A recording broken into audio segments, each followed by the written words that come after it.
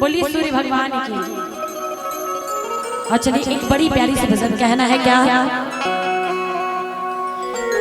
कि ग्राम के अधिकारी तो है बड़का भैया कि ग्राम के अधिकारी तो है बड़का भैया कि भैया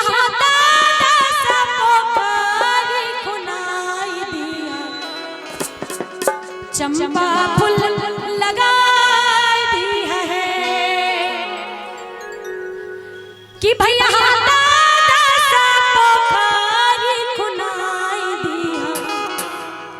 चंपा फूल लगा दी है।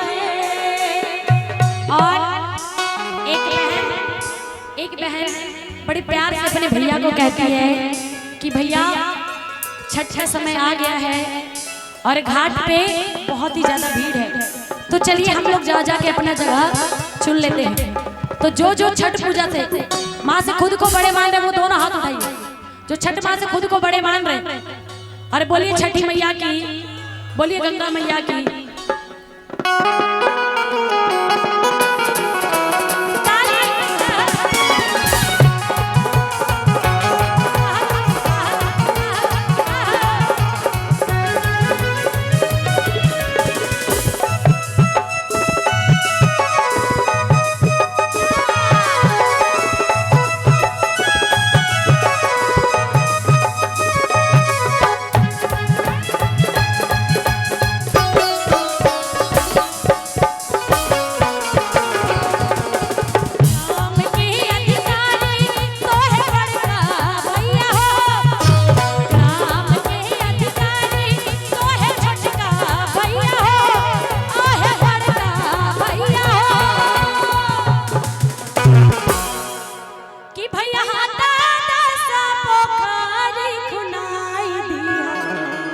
चंपा फूल लगा दिया है।